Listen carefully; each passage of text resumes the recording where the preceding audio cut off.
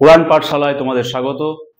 SLST Bangla class, আমি গণেশ পাল। আজকে আমরা ব্যাকরণের বিভিন্ন প্রশ্নের ওপর একটি টেস্ট নিচ্ছি এবং এই টেস্টে যে কমন কিছু কোয়েশ্চেন থাকে, একটা কোয়েশ্চেন 4টে অপশন, তার থেকে ব্যতিক্রমী ধরনের কয়েকটা কোয়েশ্চেন আমি রেখেছি, যে একটা কোয়েশ্চেনের এগেনস্টে 4টে কোয়েশ্চেনকে সলভ করাবো, যেগুলো প্রাইমারি টেটে আসছে এবং নেট সেট পরীক্ষাতে আমরা দেখতে পাই যে 1:1 প্রশ্ন হয় না, যে একটা প্রশ্ন 4টে উত্তর, তার মধ্যে একটাকে বেছে নেওয়া।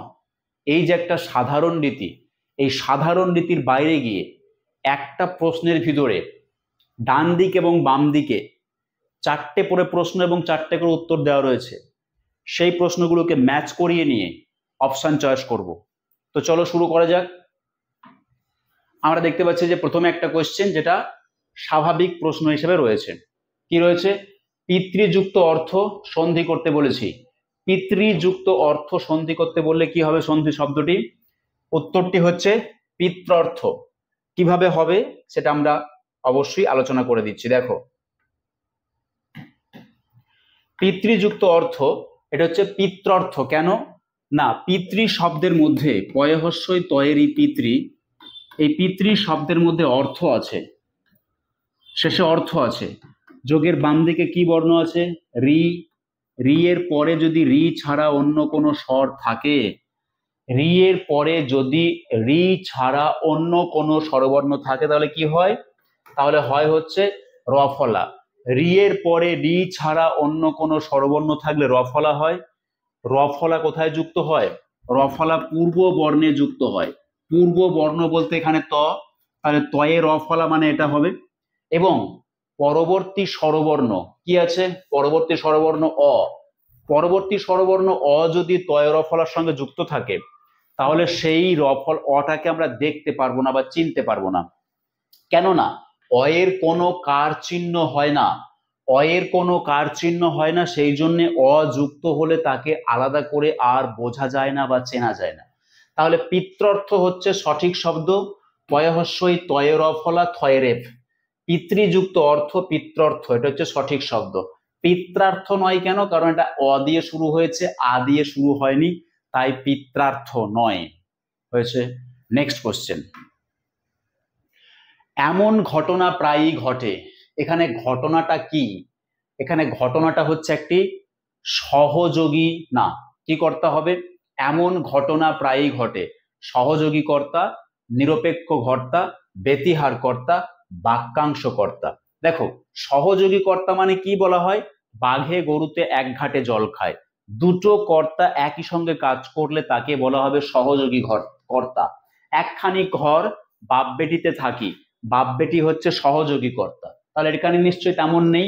এমন ঘটনা প্রায়ই ঘটে, এখানে ঘটনাটা হচ্ছে কি ধরনের কর্তা?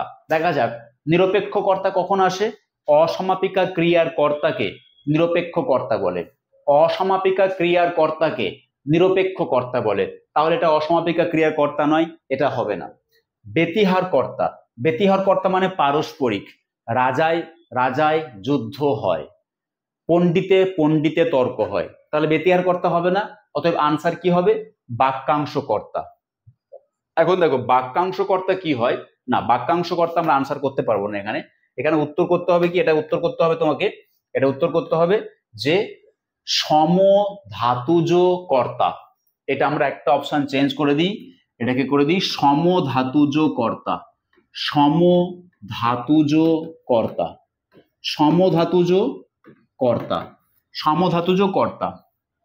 বাক্যাংশ কর্তা হলে কর্তাটা একটা বাক্যের অংশ হবে, কর্তাটা একটা বাক্যের অংশ হবে, সেটা হচ্ছে বাক্যাংশ কর্তা। কাজে এটা বাক্যর অংশ নয়, টোটাল বাক্যের একটা অংশ, এটা একটা শব্দ। এমন ঘটনা প্রায়ই ঘটে, এটাকে আমরা বলবো সমধাতুজ কর্তা। পরের প্রশ্নে চলে এসো, চোর পালালে বুদ্ধি বাড়ে। চোর কি ধরনের কর্তা? চোর পালালে বুদ্ধি বাড়ে। একটু আগে বললাম যে অসমাপিকা ক্রিয়ার কর্তাকে নিরপেক্ষ কর্তা বলা হয়, অসমাপিকা ক্রিয়ার কর্তাকে নিরপেক্ষ কর্তা বলা হয়, কাজে এটা হচ্ছে একটা নিরপেক্ষ কর্তা। চোর পালালে বুদ্ধি বাড়ে, এটা হচ্ছে একটা নিরপেক্ষ কর্তা। নেক্সট কোশ্চেন, যে গান গাইতে জানে না, যখন প্রলয় আসে সে বোবা ও অন্ধ হয়ে যায়। যে গান গাইতে জানে না, যখন পৃথিবীতে প্রলয় আসে তখন সে বোবা ও অন্ধ হয়ে যায়। ক্রিয়ার কাল নির্ণয় করো। তাহলে সাধারণ বর্তমান, কেননা যে গান গাইতে জানে না এটাও সাধারণ বর্তমান। যখন পৃথিবীতে প্রলয় আসে তখন সে বোবা ও অন্ধ হয়ে যায়, এটা একটা সাধারণ বা বিবৃতিমূলক বাক্য, কাজে এটা হচ্ছে সাধারণ বর্তমান কাল হবে। তারপরে চলে আসি গলা ধাক্কা। গলা ধাক্কা কি করব? গলা কে ধাক্কা, গলা কে ধাক্কা, এটা আমরা করব। কে থাকা মানে হবে কর্ম তৎপুরুষ। কে থাকা মানে কোন কারক হবে, কোন সমাস হবে? কর্ম তৎপুরুষ সমাস, কর্ম তৎপুরুষ সমাস। পরের প্রশ্ন চলে এসো, বীরাঙ্গনা। বীর যে অঙ্গনা, অঙ্গনা মানে স্ত্রী, বীরাঙ্গনা হচ্ছে কোন স্ত্রীকে বোঝাবে। বীর যে অঙ্গনা, এটা একটা ব্যাস বাক্য, কাজে এটা হচ্ছে যে সাধারণ কর্মধারয়। বীর যে অঙ্গনা, এটাকে বলবো সাধারণ কর্মধারয় সমাস, বীর যে অঙ্গনা। পরের প্রশ্ন চলো, কি দেওয়া রয়েছে? হাতি শব্দটি একটা যৌগিক শব্দ, যোগরূঢ় শব্দ, রূঢ় শব্দ, মৌলিক শব্দ। এখান থেকে প্রশ্ন আসবে যৌগিক, রূঢ়ি বা রূঢ় বা যোগরূঢ়। হাতি শব্দটির ব্যাকরণগত অর্থ কি? হাতি, হাতি মানে হচ্ছে হাত আছে যার, এটা হচ্ছে হাতি শব্দের একদম ব্যাকরণগত অর্থ। হাতি শব্দের ব্যাকরণগত অর্থ হচ্ছে হাত আছে যার, এটা হচ্ছে হাতি। হয়েছে, হাত আছে যার, এটা হচ্ছে হাতি। তাহলে হাতি বলতে আমরা কি তাই বুঝি? হাতি বলতে আমরা একটা চতুষ্পদ প্রাণীকে বুঝি। হাতি শব্দটি মানে হাতা, হাতা থেকে হাতি বা হাত। তাহলে হাতি শব্দটির যদি ব্যাখ্যা করতে হয়, হাত যার আছে সে হচ্ছে হাতি। আমরা বলি না ডান হাতি ব্যাটসম্যান, বাঁ হাতি ব্যাটসম্যান, তাহলে ওখানে হাতি শব্দটা কিভাবে এলো? হাত আছে বলে হাতি, মানে হাতটা ওই ক্রিয়া করে বলে হাতি। হাতি শব্দটিকে ব্যাখ্যা করলে হচ্ছে হাত আছে যার, এটা ব্যাকরণগত ব্যাখ্যা। কিন্তু বাস্তবে কি? বাস্তবে হচ্ছে একটা চতুষ্পদ প্রাণী। যদি কোনো শব্দের অর্থ ব্যাকরণগত অর্থের থেকে ব্যবহারিক অর্থ সম্পূর্ণ আলাদা হয়ে যায়, তাকে বলা হবে রূঢ় শব্দ বা রূঢ়ি শব্দ। যেমন ধরা যাক শ্বশুর, শ্বশুর শব্দের মানে যে আশু বা দ্রুত ভোজন করে। শ্বশুর শব্দের ব্যাকরণগত বা ব্যুৎপত্তিগত অর্থ হচ্ছে যে আশু বা দ্রুত ভোজন করে, সে হচ্ছে শ্বশুর। কিন্তু শ্বশুর শব্দ মানে ব্যবহারিক অর্থ কি, প্রচলিত অর্থ কি? সেটা হচ্ছে যে স্বামীর বাবা বা স্ত্রীর বাবা। এই যে শ্বশুর একটা রূঢ়ি শব্দ। হরিণ শব্দের মানে কি? হরিণ শব্দের মানে হচ্ছে যে হরণ করে সে হচ্ছে হরিণ। হরিণ শব্দের প্রকৃতি প্রত্যয় আমরা পাচ্ছি কি? হ্রি যুক্ত নিন প্রত্যয়। হ্রি যুক্ত নিন মানে যে হরণ করছে, হরণ করছে যে সে হরিণ। আমরা কি বুঝি? একটা নিরীহ বস্তু হরণ করছে, যে এটা হচ্ছে গ্রামাটিক্যাল একটা মিনিং, ব্যাকরণগত অর্থ। আর ব্যবহারিক অর্থ, প্রচলিত অর্থ একটা নিরীহ চতুষ্পদ। স্বাভাবিকভাবে হরিণ একটা রূঢ়ি শব্দ। পলাশ, পলাশ মানে কি? যে মাংস ভক্ষণ করে। পল মানে মাংস, অস মানে ভোজন, যে মাংস ভক্ষণ করে সে হচ্ছে পলাশ। এটা হচ্ছে ব্যাকরণগত অর্থ। আমরা কি বুঝি? পলাশ মানে একটা ফুল বুঝি, সম্পূর্ণ অর্থ বদলে গেছে। ব্যাকরণগত অর্থের সঙ্গে ব্যবহারিক অর্থ যখন বদলে গেছে সেগুলোকে বলা হয় রূঢ়ি শব্দ, রূঢ়ি শব্দ। আর যৌগিক কোনগুলো? যেগুলো একদম অর্থ মিলে গেছে। কুম্ভ করে যে কুম্ভকার, এর মধ্যে আর কোনো বিকল্প অর্থ নেই, এটা হচ্ছে যৌগিক শব্দ। বেশিরভাগই যৌগিক শব্দ, যেখানে যাওয়া উচিত গন্তব্য, যৌগিক শব্দ। তাহলে যোগরূঢ় কি? যোগরূঢ় জিনিসটা হচ্ছে যৌগিক অথচ রূঢ়। অর্থাৎ পঙ্কে জন্মে যে পঙ্কজ, এই যে বৃত্তটা আমি আঁকলাম, এই যে বৃত্তটা আমি আঁকলাম, পঙ্কে জন্মায় যে পঙ্কজ, এই বৃত্তের মধ্যে যদি আমি এই ব্যাখ্যা অনুযায়ী বলি পঙ্কে জন্মায় যে পঙ্কজ, এই ব্যাখ্যা অনুযায়ী এই বৃত্তের মধ্যে কে কে বসতে পারে? এই ব্যাখ্যা অনুযায়ী বৃত্তের মধ্যে বসতে পারে তোমার পদ্ম, শালুক, ঝিনুক, শামুক, ঘাস, একাধিক কিছু বসতে পারে, কেননা এরা সবাই পঙ্কে জন্মায়। ব্যাকরণগত ব্যাখ্যা অনুযায়ী 5টা, 10টা, 15টা, 7টা, 8টা, 9টাকে বোঝাতে পারতো। পঙ্কে জন্মায় যে পঙ্কজ, এরা সবাই পঙ্কে জন্মায়। কিন্তু পঙ্কজ বলতে শুধু পদ্ম কি প্রচলিত অর্থে ধরা হয়? পঙ্কজ বলতে শুধু পদ্ম কি প্রচলিত অর্থে ধরা হয়? স্বাভাবিকভাবেই যখন একাধিক অর্থের মধ্যে কোনো একটিকে ধরা হয় তখন তাকে বলা হচ্ছে যোগ রূঢ় শব্দ। একদিক থেকে সে যৌগিক, অর্থের সঙ্গে মিল আছে, আবার অর্থের সঙ্গে মিল থাকা সকলকে নেওয়া হচ্ছে না, এদিক থেকে সে রূঢ়, তাই মিলিয়ে বলা হচ্ছে যোগ রূঢ়। যৌগিক মানে সম্পূর্ণ মিল, রূঢ় মানে সম্পূর্ণ আলাদা, কিন্তু মিল আছে এবং নেই, এই দুটোর মাঝে হচ্ছে যোগ রূঢ়। অর্থাৎ কিছুটা যৌগিক, কিছুটা রূঢ়, একে বলা হচ্ছে যোগ রূঢ় শব্দ। পঙ্কজ একে বলছে একটা যোগ রূঢ় শব্দ। এইবার এখান থেকে আমরা আশা করতে পারি এবারের পরীক্ষাতে একটা প্রশ্ন 4টে অপশান, এই ফরম্যাটে যদি প্রশ্ন না আসে, অন্য কিছু ভাবে যদি দেয়, বা যদি কিছু প্রশ্ন নর্মাল প্রশ্ন, কিছু প্রশ্ন ম্যাচিং প্রশ্ন, যদি প্রাইমারি টেটে এইরকম ম্যাচিং প্রশ্ন দিতে পারে, তাহলে এসএলএসটি 9, 10, 11, 12 এর এক্সামে না দেওয়ার কিছু নেই। আমরা দেখতে পাবো নেট, সেট, ডাব্লিউবিসিএস এই সমস্ত এক্সামগুলোর মেন পরীক্ষাতে অবশ্যই এই ম্যাচিং প্রশ্ন থাকে। অর্থাৎ একটা প্রশ্নের জন্য একটা প্রশ্নের উত্তর করলে চলবে না, 4টে প্রশ্নের উত্তর করিয়ে নিয়ে 1 নম্বর দেওয়া হবে। কাজেই এখানে প্রশ্নটাকে আগে বোঝার চেষ্টা করো। অপশান হচ্ছে এগুলো, এ বি সি ডি, এগুলো হচ্ছে অপশান, এগুলো হচ্ছে option, A B C D এগুলো হচ্ছে অপশান। আগে আমাকে প্রশ্ন সলভ করতে হবে। হতোদ্যম, হতোদ্যম এটা হচ্ছে নাম্বার 1 কোশ্চেন। হতোদ্যমের জন্য একটা উত্তর এখানে দেওয়া রয়েছে। হত হয়েছে উদ্যম যার, বহুব্রীহি, হত হয়েছে উদ্যম যার, বহুব্রীহি সমাস। অতএব হতোদ্যমটা একের জন্য আনসার নেব বহুব্রীহি সমাস মানে ঘ, অর্থাৎ একের সঙ্গে ঘয়ের মিল আছে, উত্তর হবে একের সঙ্গে ঘ, হতোদ্যম একের সঙ্গে ঘ। 2 নম্বর কি আছে? স্বেচ্ছা। স্বেচ্ছা শব্দটিকে মিলিয়ে আমরা সমাসের উত্তর খুঁজবো, কোথায় আছে? ঘ তো হয়ে গেছে, কতে কি আছে, খতে কি আছে, গতে কি আছে দেখি। স্বেচ্ছা মানে হচ্ছে স্বয়ের ইচ্ছা, অর্থাৎ সম্বন্ধ তৎপুরুষ সমাস, সম্বন্ধ তৎপুরুষ সমাস। তাহলে সম্বন্ধ তৎপুরুষ মানে 2 এর ক, তাহলে 2 এর ক অর্থাৎ স্বেচ্ছা 2 এ আছে, আনসারটা ক থেকে নিলাম, এটা হচ্ছে ক, এটা হচ্ছে ঘ। তাহলে আমরা 3 নম্বর কোশ্চেনে চলে আসি। অসন্তোষ, 9 সন্তোষ, 9 সন্তোষ, অসন্তোষ। কাজেই আমরা চলে আসবো যে 9 সন্তোষ অসন্তোষ, নঙর্থক তৎপুরুষ। তাহলে 3 এবং খ, 3 এবং খ। 4 নম্বর তৈল নিষিক্ত, তৈল দ্বারা নিষিক্ত, তৈল দ্বারা নিষিক্ত, করণ তৎপুরুষ সমাস। তাহলে 4 হচ্ছে গ। এইবার তুমি দেখে নাও, আমি উত্তর সলভ করলাম 1, 2, 3, 4 যথাক্রমে ঘ, ক, খ, গ। Either A or B or C or D, এর মধ্যে আমরা একে খুঁজে পাবো। এ বি সি ডি এর মধ্যে আমরা কিন্তু এই ছবিটাকে খুঁজে পাবো। ঘ, ক, খ, গ এতে আছে।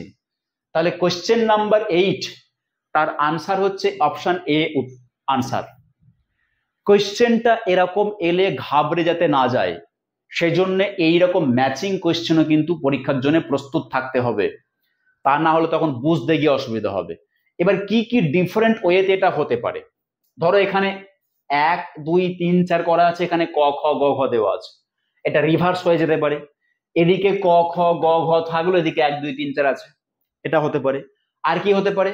এদিকে বাংলা ডিজিটের 1, 2, 3, 4 ডিজিট গুলো রয়েছে, এদিকে কিন্তু রোমান থাকতে পারে, 1 মানে এরকম থাকতে পারে, এরকম থাকতে পারে, এরকম থাকতে পারে, আবার এরকম থাকতে পারে, রোমান থাকতে পারে, কিংবা এদিকে রোমান এদিকে ক খ গ ঘ থাকতে পারে। যে কিছুই থাকুক না কেন, আমরা যদি এই ছাঁচটাকে বুঝতে পারি তাহলে প্রশ্নটাকে চোখে দেখে ঘাবড়ে যাব না নিশ্চয়ই। নেক্সট কোশ্চেন, শব্দ ভান্ডার। শব্দ ভান্ডার থেকে কোশ্চেন দেওয়া রয়েছে। বনচাঁড়াল। দেখো, বনচাঁড়াল হচ্ছে একটা, বনচাঁড়াল হচ্ছে কি, বনচাঁড়াল হচ্ছে একটা তোমার সংকর শব্দ, একটা মিশ্র শব্দ, তার মানে একের খ। দুয়ে কি হবে, ঘোমটা, দুইয়ের ঘোমটা একটা দেশি শব্দ, তাহলে দুইয়ের ক। তিনে কি হবে, নাচ, নৃত্য থেকে নাচ শব্দটি এসেছে, তাহলে এটা একটা তদ্ভব শব্দ, তাহলে নাচ শব্দটি তদ্ভব, মানে তিনের সঙ্গে ঘ হবে। আর চারে কি রয়েছে, ছিঁড়ি, শ্রী শব্দটি বিকৃত হয়ে ছিঁড়ি হয়, অতএব এটা একটি অর্ধ তৎসম শব্দ। তাহলে চারের জন্য আমরা অর্ধ তৎসমের আর এক নামই ভগ্ন তৎসম, মানে গ। আমরা এই এ বি সি ডি এর মধ্যে এই ছবিটাকে খুঁজে নিতে হবে, খ ক ঘ গ। শীতে দেখো আমরা খুঁজে পাচ্ছি, তাহলে সি আনসারটা আমাদের হতে পারে সঠিক আনসার। এখানে অপশনগুলো বাঁচতে গেলে আগে প্রশ্নটাকে সলভ করতে হবে। বনচাঁড়াল সংকর শব্দ, ঘোমটা দেশি শব্দ, নাচ তদ্ভব শব্দ, ছিরি ভগ্ন তৎসম শব্দ। এটাকে চয়েস করতে পারলে, এটা রেডি করতে পারলে অপশনের মধ্যে এরা থাকবে। আমাকে কিন্তু কোশ্চেন নাম্বার 9 এর জন্য নম্বর দেওয়া হবে 1, সলভ করতে হচ্ছে কটা কোশ্চেন, 4টে। এগুলো কিন্তু আমাদেরকে ধরে রাখতে হবে, এরকম প্রশ্নও হতে পারে, হয়তো 60টা প্রশ্নের 60টাই নয়, 30টা প্রশ্ন হয়তো এরকম, 30টা প্রশ্ন নর্মাল, 40টা প্রশ্ন হয়তো নর্মাল কোশ্চেন, 20টা কোশ্চেন হয়তো এরকম ম্যাচিং, যেটা নেটে থাকে, সেটে থাকে, টেটে থাকে। পরের প্রশ্ন, এক কথায় প্রকাশ। এক কথায় প্রকাশ হচ্ছে, উত্তর দেওয়া রয়েছে বীজ বপনের উপযুক্ত সময়।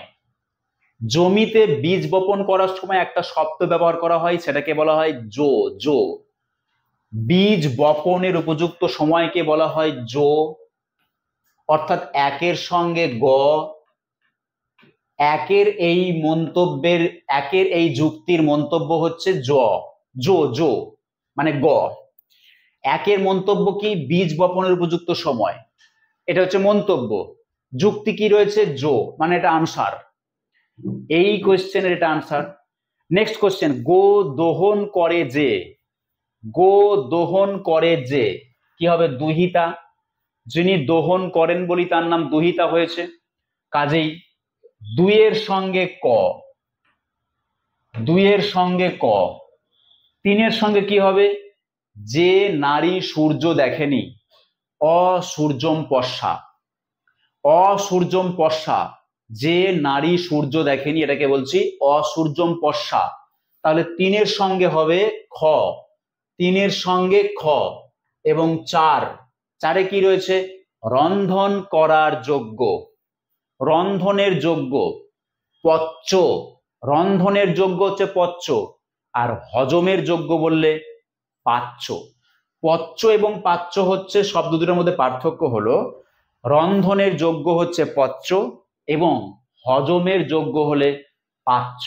স্বাভাবিকভাবেই চারের সঙ্গে আমরা ঘ কে বেছে নেব।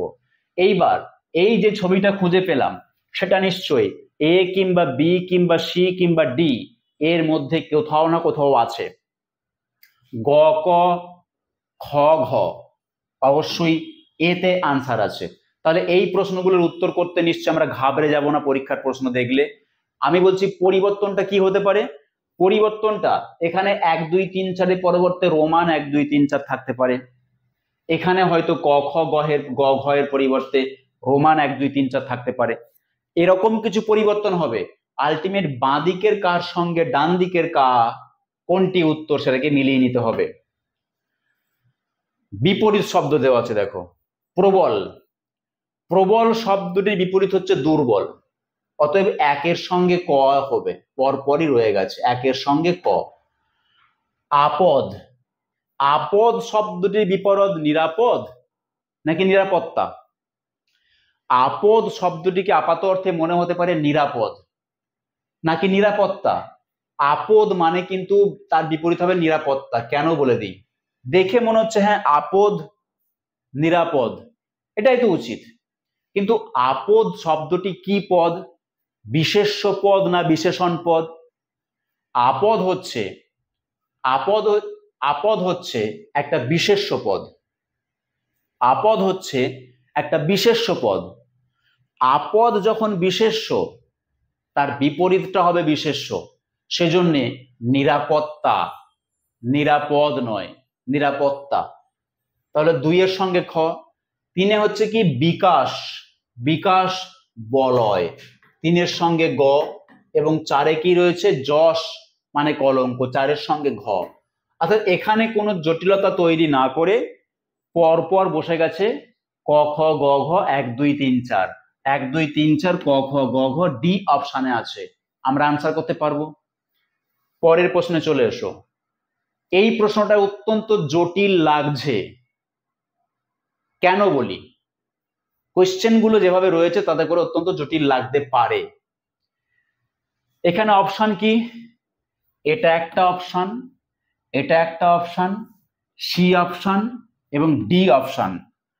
এই প্রশ্নটা হচ্ছে এখানে এটা একটা option, B option, C option এবং ডি অপশন। এটা কিন্তু একটু জটিল লাগবে। দেখো কোশ্চেনটা হচ্ছে পদান্তরের কোশ্চেন। উপমা পদান্তর করলে কি হবে? উপমিত, মানে 1 এর খ পাচ্ছি আমরা। নেক্সট হচ্ছে সৎ, সত্তা, 2 এর ক। 3 হচ্ছে মাঠ, মাঠ, হাওয়াকে মানায় মেঠো সুর, তাহলে 3 হচ্ছে ঘ। 4 কি হবে? দূর, দূর শব্দটি হয়ে যাচ্ছে কি দূরত্ব, 4 হচ্ছে দূর থেকে দূরত্ব, 4 হচ্ছে গ। এইবার আমরা কি পেয়েছি এটাকে খুঁজে পাচ্ছি না। আমি চাইছি যে এই পদগুলোর পরিচয় দিতে হবে। উপমা থেকে উপমিত, বিশেষ্য না বিশেষণ? এখন দেখো উপমা থেকে উপমিত, এটা হচ্ছে বিশেষ্য থেকে বিশেষণ, বিশেষ্য থেকে বিশেষণ, অর্থাৎ বিশেষ্য থেকে বিশেষণ। তারপরে হচ্ছে সৎ থেকে সত্তা, বিশেষণ থেকে বিশেষ্য, বিশেষণ থেকে বিশেষ্য, বিশেষণ থেকে বিশেষ্য। আর কি? মাঠ থেকে মেঠো, বিশেষ্য থেকে বিশেষণ, বিশেষ্য থেকে বিশেষণ, বিশেষ্য থেকে বিশেষণ, অর্থাৎ বিল লিখছি আমি। আর কি লিখছি? দূর থেকে দূরত্ব, দূর থেকে দূরত্ব, বিশেষণ থেকে বিশেষ্য, বিশেষণ থেকে বিশেষ্য, বিশেষণ থেকে বিশেষ্য। অর্থাৎ আমরা দেখে নেব কোন অপশানে আমরা এটাকে খুঁজে পাচ্ছি। বিশেষ্য থেকে বিশেষণ, বিশেষণ থেকে বিশেষ্য, বিশেষ্য থেকে বিশেষণ এবং বিশেষণ থেকে বিশেষ্য। দেখো শীতে আমরা খুঁজে পাচ্ছি পদান্তরগুলো শুধুমাত্র অপশান সি এর মধ্যে এই শব্দগুলোর যে চেঞ্জগুলো আছে, এই শব্দগুলোর যে বিশেষ্য বিশেষণের যে নামকরণগুলো, যে পরিচয়গুলো আছে, সেটা কিন্তু এখানে আছে। অর্থাৎ সি আনসার করতে হবে। কেন বলছি আবার? উপমা থেকে উপমিত, বিশেষ্য থেকে বিশেষণ, সৎ থেকে সত্তা, বিশেষণ থেকে বিশেষ্য। দেখো প্রথমে রয়েছে বিশেষ্য থেকে বিশেষণ, বিশেষণ থেকে বিশেষ্য, তারপরে মাঠ থেকে মেঠো, বিশেষ্য থেকে বিশেষণ, এবং দূর থেকে দূরত্ব, অর্থাৎ বিশেষণ থেকে বিশেষ্য।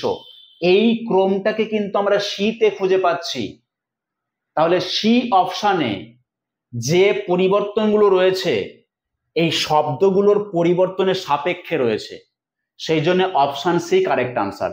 এতটা জটিল হয়তো প্রশ্নটা হবে না, কিন্তু এই প্রশ্নটাকে একটু জটিল করেই বানানো হয়েছে। পরের প্রশ্ন, সমোচ্চারিত ভিন্নার্থক শব্দ।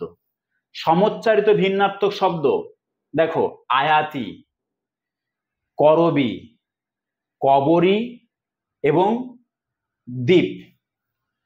আয়াতি হচ্ছে এও থেকে আয়াতি, এও মানে হচ্ছে সধবা নারী, এখান থেকে আয়াতি এসেছে।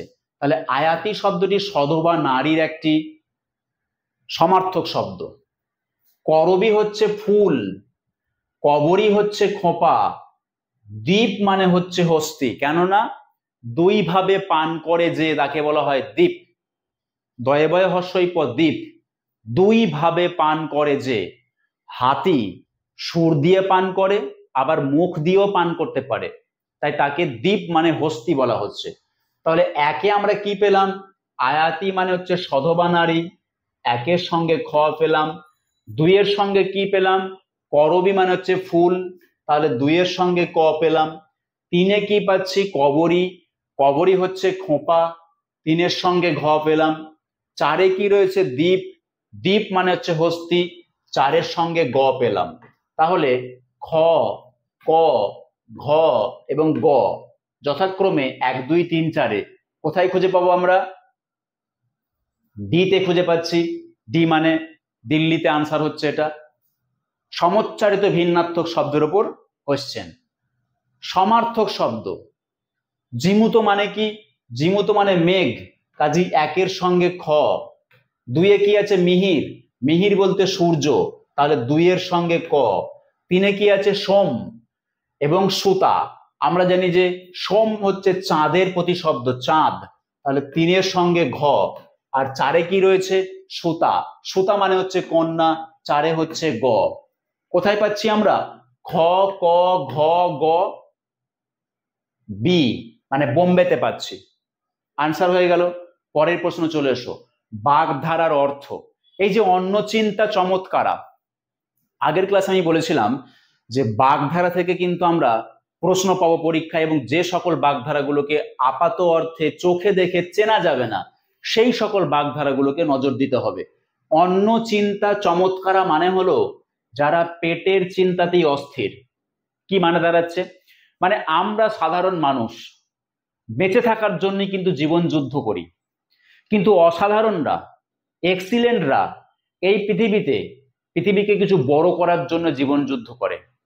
যিনি মহাকাশচারী, তিনি শুধুমাত্র পেটের ক্ষুধা নিবারণের জন্য করেন না, পৃথিবীর উন্নতির জন্য, পৃথিবীকে দীর্ঘায়ু করার জন্য তাদের এই যাত্রা, জীবন বাজি রেখে এই যাত্রা। একজন স্বাধীনতা সংগ্রামী নিজের পেট ভরানোর জন্য যুদ্ধ করতে যান না, তিনি দেশের শৃঙ্খলা মুক্ত করার জন্য, দেশকে নিরাপদ করার জন্য তিনি জীবন যুদ্ধে ঝাঁপিয়ে পড়ছেন। তাহলে অন্যচিন্তা চমৎকারা এটা হচ্ছে সেই সংকীর্ণ গোষ্ঠী, যে সংকীর্ণ চিন্তার মানুষরা শুধুমাত্র পেটের ক্ষুধা নিবৃত্তির জন্য তারা কাজ করে চলেছে। অন্যচিন্তা চমৎকার হচ্ছে পেটের চিন্তায় অস্থির, অর্থাৎ একের সঙ্গে আমরা খ বলবো। দুয়ে কি হবে? মুনিনাঞ্চ মতিভ্রম। মুনিনাঞ্চ মতিভ্রম মানে মুনি ঋষিদেরও ভুল হয়, মানুষ মাত্রেই ভুল হয়, শুধু মানুষ নয়, মুনি ঋষিদেরও ভুল হতে পারে। মুনিনাঞ্চ মতিভ্রম, কাজে আনসার কি করব আমরা? মুনি ঋষিদেরও ভুল হয়, দুইয়ের সঙ্গে কিন্তু ক। তিনে কি হবে? মগের মুলুক। মগের মুলুক মানে হচ্ছে অরাজক, পরপর এটি আসবে, তিনের সঙ্গে আমরা করব গ।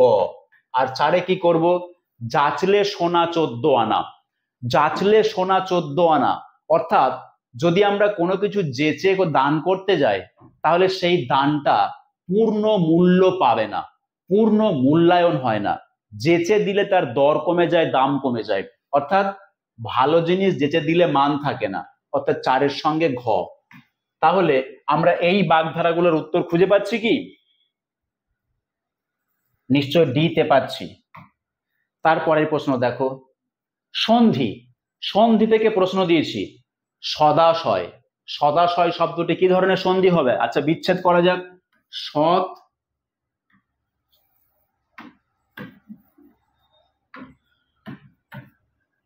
যোগ আশয়, সৎ যোগ আশয়, তাহলে এটা একটা কি সন্ধি? এটা একটা অবশ্যই ব্যঞ্জন সন্ধি। সৎ যুক্ত আশয়, এটা একটা ব্যঞ্জন সন্ধি, তটা দ হয়ে গেছে, সদাশয়। তাহলে সদাশয় হচ্ছে একটা ব্যঞ্জন সন্ধি। আচ্ছা, পুংলিঙ্গ, পুংলিঙ্গ হচ্ছে নিপাতন সিদ্ধ ব্যঞ্জন সন্ধি, পুমস,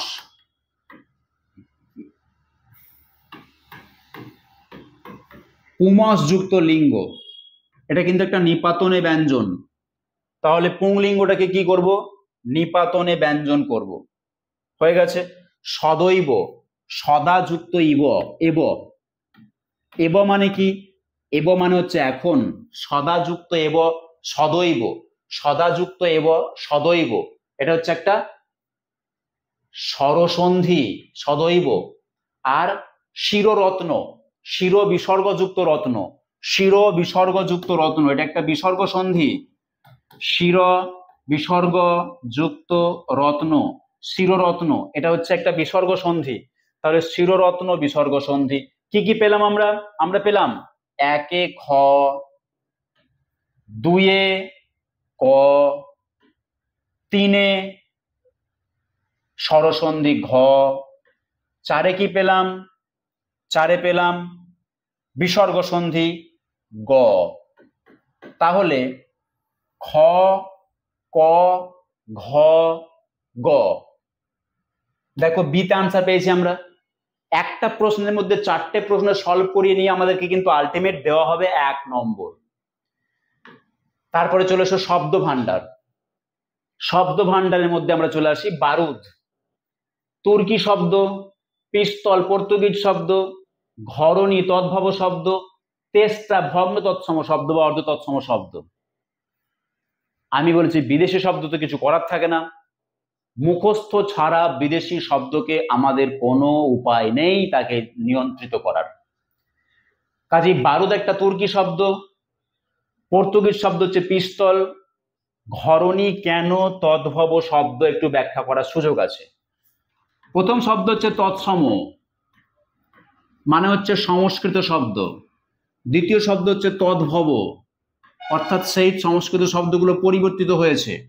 আর যেগুলো বিকৃত সেগুলো হচ্ছে অর্ধ তৎসম, অর্ধ তৎ। তাহলে যদি বলি যে তৎসম শব্দ কি? গৃহিণী, তৎসম শব্দ হচ্ছে গৃহিণী, তদ্ভব হচ্ছে ঘরণী, তদ্ভব হচ্ছে ঘরণী, আর বিকৃত হয়ে গিন্নি, বিকৃত হয়ে হচ্ছে গিন্নি। তাহলে এটা হচ্ছে অর্ধ তৎসম শব্দ বা ভগ্ন তৎসম শব্দ।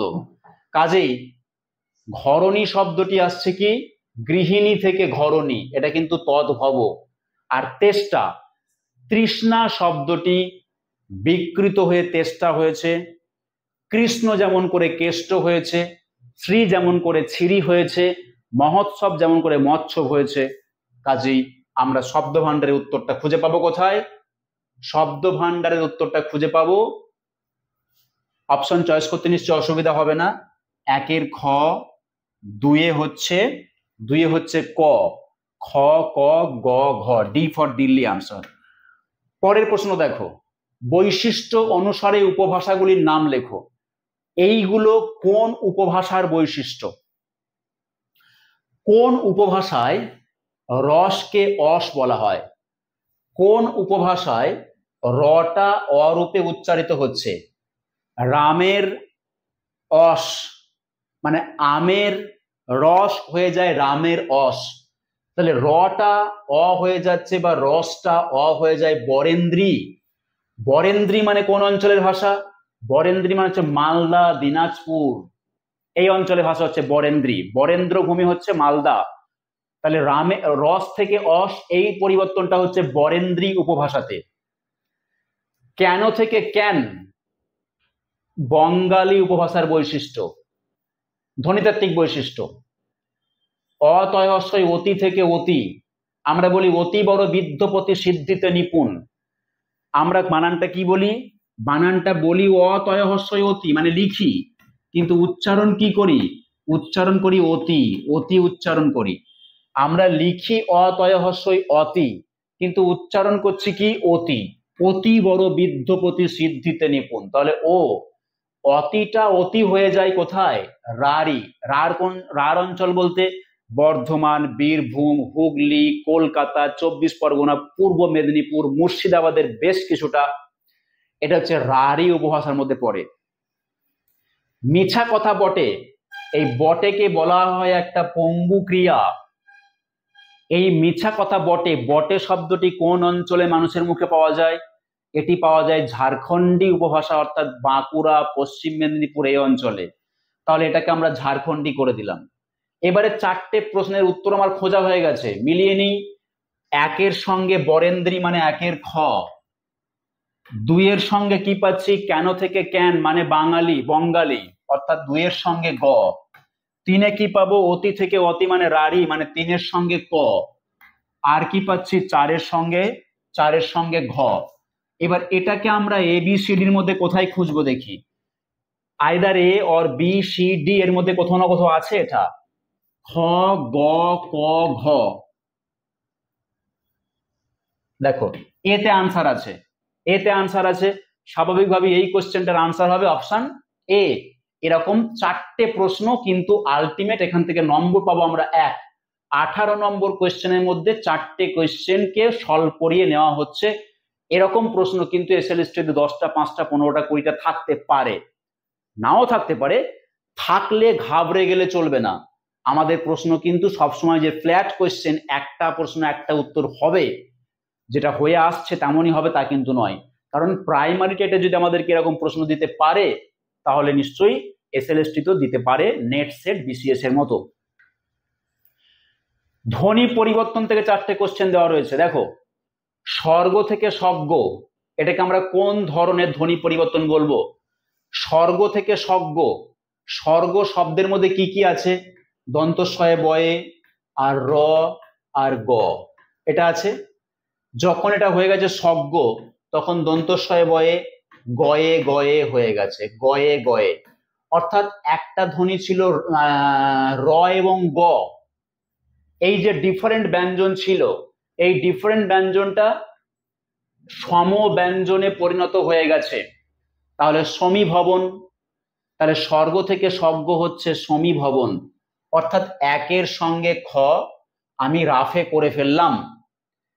নেক্সট হচ্ছে পুজো, পূজা থেকে পুজো, পূজা থেকে পুজো, এটা হচ্ছে স্বরসঙ্গতি। অতএব 2-এর সঙ্গে ক, কারণ স্বরসঙ্গতির মধ্যে ক রয়েছে, অতএব 2-এর সঙ্গে ক, এটা আমি খুঁজে ফেললাম। 3-এ আছে কন্যা থেকে কোণে, কন্যা, কৈন্যা, কোণে, এটা কিন্তু অপিনিহিতি হতে পারে।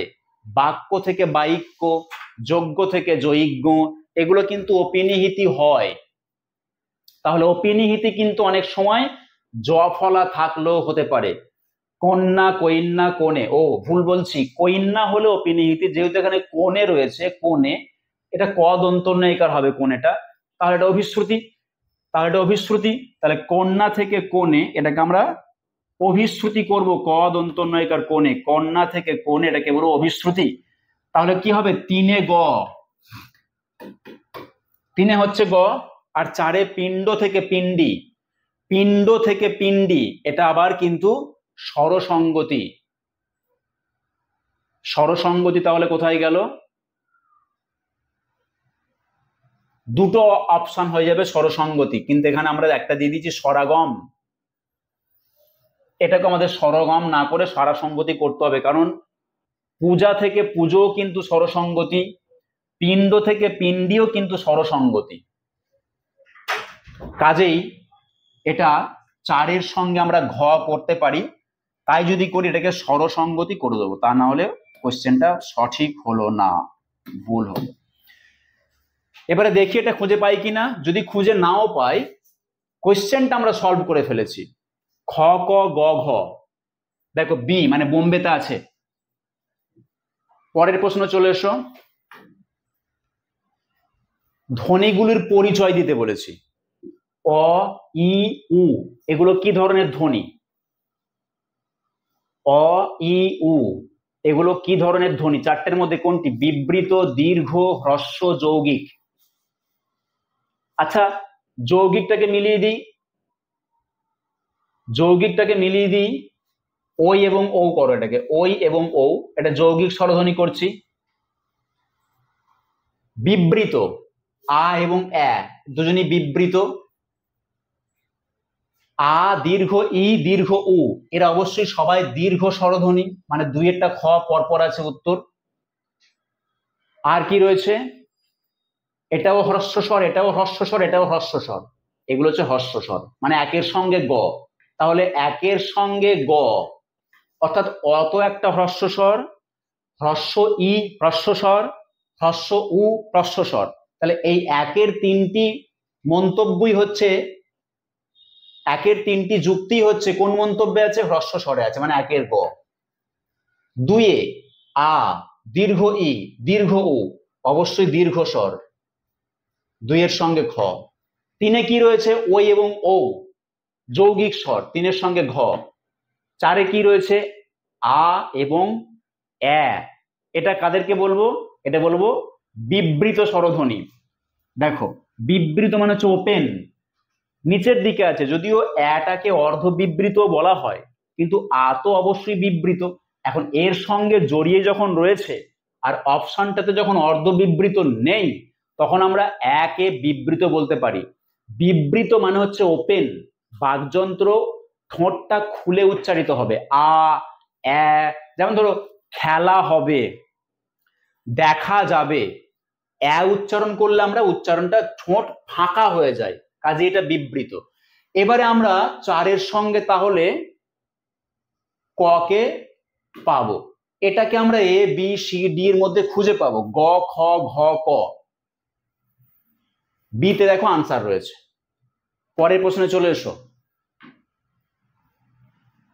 ধ্বনিগুলোর বর্গীকরণ, নামকরণ করতে হবে। ঘৃষ্ট ব্যঞ্জন কোনগুলো, চ ছ জ হচ্ছে ঘৃষ্ট ব্যঞ্জন, তারণজাত ব্যঞ্জন এগুলোই, উষ্ম ব্যঞ্জন এগুলোই, শীষ ধ্বনি এগুলোই, কোনো জটিলতা তৈরি করা হয়নি, পরপর আছে।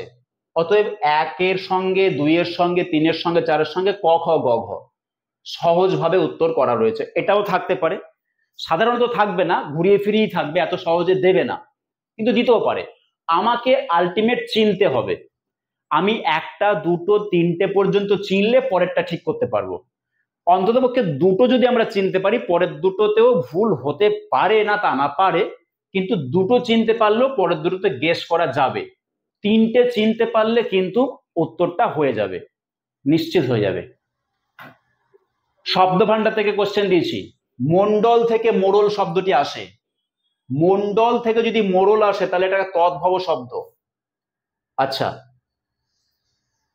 না, বিকৃত শব্দ, অর্ধ তৎসম, মানে মন্ডল তৎসম শব্দটাকে বিকৃত করে মোড়ল বলা হয়েছে, মোড়ল। তাহলে এটা একটা বিকৃত শব্দ, মানে অর্ধ তৎসম শব্দ হবে। একের সঙ্গে গ কে লিখে নেবো আগেই। দুইয়ে আছে পুষ্প, পুষ্প তো একটা তৎসম শব্দ বা সংস্কৃত শব্দ হবেই, কাজেই দুইয়ের সঙ্গে ক কে মিলিয়ে দেবো। স্পর্শ থেকে পরশ, স্পর্শ থেকে যদি পরশ হয় তাহলে ঘুড়ি তো একটা দেশি শব্দ আমরা অবশ্যই জানি, তাহলে চারের সঙ্গে কি হবে, চারের সঙ্গে ঘ। এখন দেখি তিনে কি আছে বাকি, তিনে বাকি আছে খ। দেখে নেবো যে খতে কি রয়েছে, তদ্ভব শব্দ। স্পর্শ শব্দটি পরশ হয়েছে, এটা একটা তদ্ভব, শব্দটাকে কিন্তু বিকৃত মনে হচ্ছে না, পরিবর্তিত মনে হচ্ছে। তদ্ভব শব্দগুলো হচ্ছে পরিবর্তিত, আর অর্ধ তৎসমগুলো হচ্ছে বিকৃত, মন্ডলটা বিকৃত হয়ে মোড়ল হয়েছে, যেমন কৃষ্ণের মতো কেষ্ট হয়েছে, কাজেই অর্ধ তৎসম। এবারে এই চার থেকে কোথায় খুঁজে পাচ্ছি আমরা দেখি, গ ক খ ঘ। আচ্ছা এখানে কিন্তু আমরা কোথাও অপশনটাই খুঁজে পাচ্ছি না, উত্তরগুলো দেখে নি একটা। একে হচ্ছে মন্ডল থেকে মোড়ল, অবশ্যই অর্ধ তৎসম শব্দ, একের সঙ্গে গ, উত্তর ঠিক আছে এটা। পুষ্প একটা তৎসম শব্দ হবে, দুইয়ের সঙ্গে ক হবে, দুইয়ের সঙ্গে ক হবে, এটা ঠিক আছে বিশ্লেষণ। তিনে হচ্ছে তোমার অর্ধ তদ্ভব শব্দ, তিনের সঙ্গে খ, ঠিক আছে, চারের সঙ্গে দেশি। আনসারটার ক্যালকুলেশন ঠিক আছে, কিন্তু অপশানে কোথাও সেটা এলো না, মানে অপশনটা চয়েস করতে ভুল হয়েছে, কাজেই এটাতে আমরা অপশন খুঁজে পাচ্ছি না। ক খ ঘ, ক খ ঘ কোথাও খুঁজে পাচ্ছি না, এলোমেলো হয়ে আছে। সলভটা হয়ে গেছে, এটাই যথেষ্ট। নেক্সট কোশ্চেনে চলো, কারক নির্ণয় করব। 30 দিনে 1 মাস হয়, 30 দিনে কোন কারক, 30 দিনে 1 মাস হয় কোনো কিছুর সাহায্যে কোনো কাজ সম্পন্ন হলে তো করণ কারক হবে, তাহলে 30 দিনে 1 মাস হয়, চলে আসবো করণ। এখানে আছে করণ মানে একে গ, দাগ দিলে বিষয়টা একটু ঘিঞ্জি লেগে যাচ্ছে, আমি একের গ লিখে নিচ্ছি। একের গ, 30 দিনে 1 মাস হয়, করণ কারক হবে। ক্ষুধাতুরকে অন্ন দাও মানে ক্ষুধাতুরের উদ্দেশ্যে, নিমিত্ত কারক করবো আমরা, 2 এর সঙ্গে ক। 3 কি রয়েছে, আজিকে যতেক বনস্পতির ভাগ্য দেখি যে মন্দ। কোন কবিতার লাইন? ক্লাস 9 ক্লাস 10 সাহিত্য সম্ভারে কালবৈশাখী, ক্লাস 10 সাহিত্য সম্ভার কালবৈশাখী, আজিকে যতেক বনস্পতির ভাগ্য দেখি যে মন্দ। অধিকরণ কারক মানে 3 এর সঙ্গে খ বসিয়ে দাও। আর 4 কি করব, মেবারের পাহাড় লজ্জায় মুখ ঢাকছে, মেবারের পাহাড়, রাজার কাপড়, চায়ের দোকান, বইয়ের দোকান, এগুলো সবই হচ্ছে, প্রথমটা হচ্ছে সম্বন্ধ পদ, কাজেই 4 আমরা আনসার পাবো ঘ। যদি আমরা দেখতে পাবো নিশ্চয়ই এ বি সি ডি এর মধ্যে কোথাও না কোথাও আনসারটা থাকবে, গ ক খ ঘ, এতে আনসারটা আছে, কাজেই আনসারটা এ হয়ে গেল। পরের প্রশ্ন এসো, সমাস। কুশাসন কি করব, কুশ নির্মিত আসন মাঝে মধ্য পদলোপী কর্মধারয়। কুশ নির্মিত আসন মধ্য পদলোপী কর্মধারায় থাকা উচিত, কিন্তু যদি বলি যে আবার কুশ নির্মিত আসন এছাড়া অন্য কোনো ব্যাসবাক্য করা যাবে কি, যাবে না। আচ্ছা, আখি পদ্মটা হবে আখি পদ্মের ন্যায় উপমিত, চলে আসি 2 এর সঙ্গে ক। স্নান যাত্রা, স্নানের নিমিত্তে যাত্রা, 3 এর সঙ্গে গ, অর্থাৎ নিমিত্ত তৎপুরুষ। দম্পতি, জায়া ও পতি, দম্পতি শব্দটির ব্যাসবাক্য হচ্ছে জায়া ও পতি, দম্পতি, জায়া ও পতি, তাহলে হচ্ছে 4 এর সঙ্গে ঘ। তাহলে এখানে 1 এর সঙ্গে খ শব্দটি বসে যাক। 1 এর সঙ্গে যদি খ বসে তাহলে কি হচ্ছে, সাধারণ, সাধারণ কর্মধারয়। কিন্তু কুশাসন, কুশাসনটাকে সাধারণ কর্মধারয় বলতে পারি না, কুশ নির্মিত আসন এটাকে করবো মধ্যপদ লোপী, মধ্যপদ লোপী, এটা অপশন থাকবে বা থাকতে হতো। খ ক গ ঘ, দেখো ডিতে আনসার দেওয়া রয়েছে খ ক গ ঘ। পরের প্রশ্ন, পুনরায় সমাস রয়েছে মিঠে করা। মিঠে করা শব্দটির ব্যাসবাক্য হচ্ছে মিঠে অথচ করা, সাধারণ কর্মধারা, মিঠে অথচ করা, মানে মিঠে হলে সেটা কড়া হওয়ার কথা নয়, কিন্তু হয়ে থাকে। কাঁচা অথচ মিঠে, কাঁচাতে মিঠে হবার কথা নয়, এই জন্য অথচ শব্দটি ব্যবহৃত হচ্ছে এই জায়গাগুলোতে। ঘনশ্যাম, ঘনশ্যাম হচ্ছে ঘনের ন্যায় শ্যাম, ঘন মানে কি, মেঘ, ঘনশ্যাম মানে হচ্ছে ঘনের ন্যায় শ্যাম, শ্যাম মানে, শ্যাম মানে কিন্তু শ্যামল বা কালো, আমরা বলি না শ্যামল ধবল, শ্যামল মানে কালো, ধবল মানে সাদা, এখানে শ্যাম মানে কিন্তু কৃষ্ণ নয়, ঘনের ন্যায় শ্যাম, ঘন হচ্ছে মেঘ আর শ্যাম হচ্ছে কালো, আসলে দাঁড়ালো মেঘের মতো কালো। কি গো, হতে পারে কি, কি হতে পারে, মেঘের মতো কালো কি হতে পারে, হতে পারে কারো চোখ, হতে পারে কারো চুল, হতে পারে নদীর জল, হতে পারে হচ্ছে অন্ধকার, তাহলে উপমেয়টা কিন্তু এখানে অনুপস্থিত, আর উপমেয় অনুপস্থিত থাকলে এটা হয়ে যাবে উপমান কর্মধারয়, তাহলে ঘনশ্যাম হচ্ছে উপমান কর্মধারয় সমাস, উপমান। তাহলে আমরা 1 এ ক পেয়েছি, 2 এ গ পেয়েছি, 3 এ চলে আসি পানি ফল। পানি ফল, পানিতে জন্মানো বা পানিতে জন্মায় যে ফল বা পানিতে উৎপাদিত ফল, তাহলে আমরা এটাকে মধ্য পদলোপী বলবো, মধ্য পদলোপী। গ্রামবাসী, গ্রামে বসবাস করে যে উপপদ তৎপুরুষ, এই উপপদ তৎপুরুষ কিন্তু একটুখানি জটিল জিনিস। একান্নবর্তী, এক অন্যে বর্তন করে যারা, পঙ্কে জন্মে যারা পঙ্কজ, তাহলে উপপদ তৎপুরুষ সমাস হলে পরপদের মধ্যে একটা ক্রিয়া থাকবে, ক্রিয়া। একান্নবর্তী মানে এক অন্যে বর্তন করে, পঙ্কে জন্মানো, বিহতে গমন করে যে বিহগ, গ্রামবাসীর মধ্যে গ্রামে বাস করে যারা, এই বাসী শব্দটি হচ্ছে একটা বাস করা ক্রিয়া বোঝাচ্ছে, এটা হচ্ছে কৃদন্ত পদ, আর গ্রামটা হচ্ছে উপপদ। উপপদ তৎপুরুষের সংজ্ঞা হচ্ছে উপপদের সঙ্গে কৃদন্ত পদের সমাস হবে। এখন উপপদ কোনটা? উপপদ হচ্ছে কৃদন্ত পদের আগের পদ। এখন কৃদন্ত পদ কি? যার মধ্যে কৃত প্রত্যয় থাকবে। বাসি শব্দের মধ্যে বস ধাতু আছে এবং একটা প্রত্যয় আছে ঘন প্রত্যয়, ঘন, ঘ ঘ ইয়, ঘ ইয়, ঘন প্রত্যয়। ঘ ইয় এই উচ্চারণটা কিন্তু আমরা বলবো কি? ঘন। ইয় এর উচ্চারণ হয় দন্তন্য, ইয় এর উচ্চারণ হয় দন্তন্য, তাই ঘন প্রত্যয়। তাহলে আমরা এটাকে বলছি উপপদ তৎপুরুষ। তাহলে মিঠে করাতে আমরা একের ক পেয়েছি, দুয়ে গ পেয়েছি, তিনে কি পেয়েছি? পানি ফল, তার মানে তিনের সঙ্গে ক পেয়েছি, আর চারে পাচ্ছি উপপদ তৎপুরুষ, মানে চারে ঘ পাচ্ছি। ক গ একের সঙ্গে ক পেলাম না, একের সঙ্গে গ পেলাম। একের সঙ্গে হচ্ছে মিঠে করা, মিঠে অথচ করা, সাধারণ কর্মধারা একের সঙ্গে ক। দুইয়ের সঙ্গে আমরা পেয়েছি গ, তিনের সঙ্গে পেয়েছি খ, এখানটায় ভুল লেখা হয়েছে। তিনের সঙ্গে আমরা খ পাচ্ছি, তিনের সঙ্গে পাচ্ছি খ। এইবার তো খুব সহজভাবে এটাকে আমরা নিশ্চয়ই খুঁজে পাবো অপশনের মধ্যে ক গ খ ঘ। দেখো শীতে আনসার আছে, শীতে আনসার আছে। পরের প্রশ্ন হচ্ছে সর্বনামের শ্রেণীবিভাগ।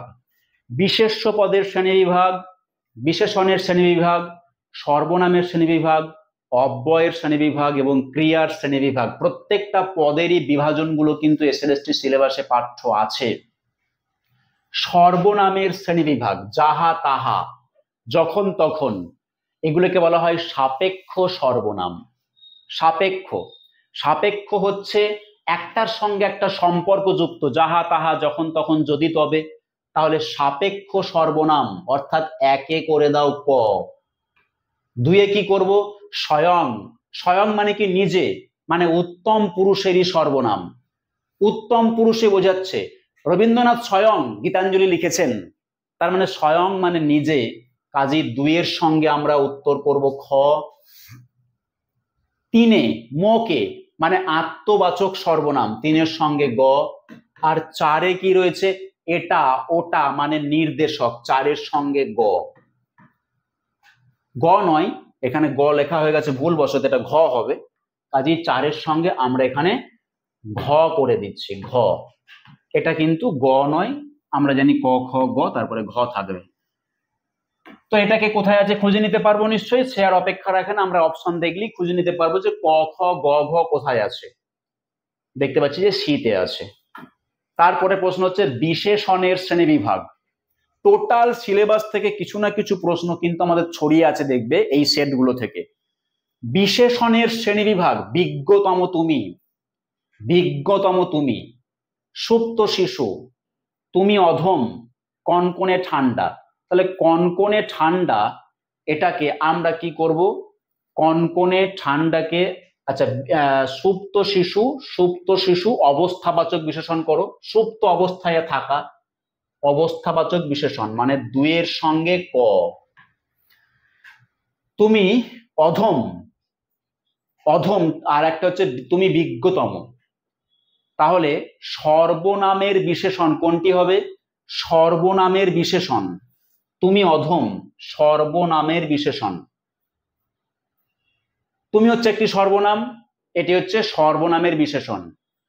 কনকনে ঠান্ডা এটাকে কিন্তু ধন্যাত্মক বিশেষণ করতে হবে, ধন্যাত্মক বিশেষণ।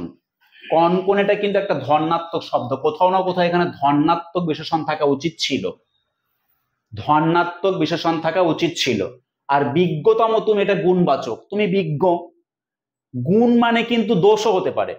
তো যাই হোক, এটার কিন্তু অপশনের মধ্যে ধন্যাত্মক বিশেষণটা না দেওয়াটা ভুল আছে।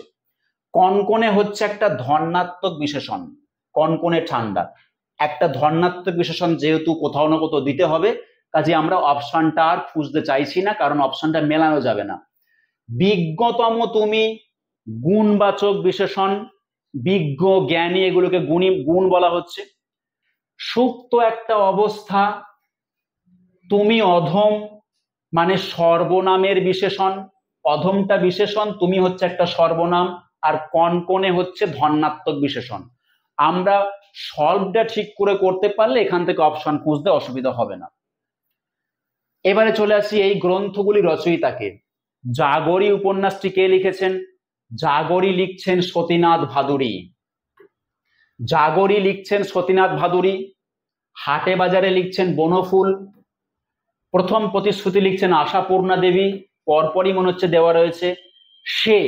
সে হচ্ছে রবীন্দ্রনাথ ঠাকুরের লেখা একটা গল্প গ্রন্থ। সে হচ্ছে রবীন্দ্রনাথের লেখা একটা গল্প গ্রন্থ। কাজেই ক খ গ ঘ 1 2 3 4 আছে, বিতে আনসার আছে। পরের প্রশ্ন চলে এসো, ছদ্মনাম। কেনচিত, নীলকর বিষধর দংশন কাতর কেনচিত পথিকেনাবি প্রণীতম।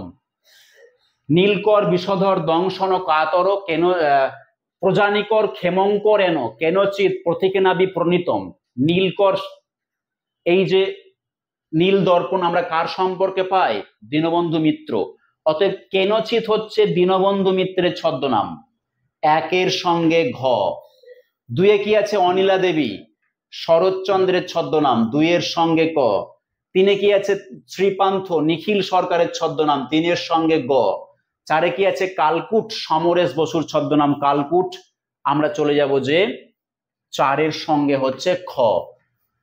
তাহলে ঘ গ ঘ ক গ খ আমরা কি পাচ্ছি না?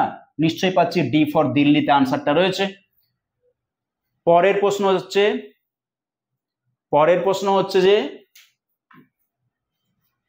সাহিত্যের উদ্ধৃতিগুলোকে আমরা দেখি যে তুমি অধম তাই বলি আমি উত্তম না হইব কেন, কে বলেছেন? বঙ্কিমের কপাল কুণ্ডলাতে রয়েছে।